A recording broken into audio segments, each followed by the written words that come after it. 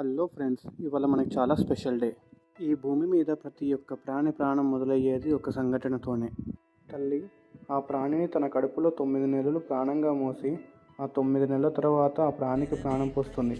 అలా ప్రసవం జరిగే సమయంలో ఎంత బాధపడుతుందో మాటల్లో చెప్పలేం, మగవాడిగా భరించలేం. నిన్న జరిగిన ఆ క్లాస్ ఆ సిచ్యువేషన్ గురించే, చైల్డ్ బర్త్ ఎమర్జెన్సీస్. స్పెషల్గా ఆ చాప్టర్ రీక్యాప్ చేయడానికి నాకు వచ్చింది అవకాశం. నాకు చాలా స్టేజ్ ఫియర్ అయినా ధైర్యంగా డయాస్ దగ్గరికి వెళ్ళి చెప్పడం స్టార్ట్ చేసిన.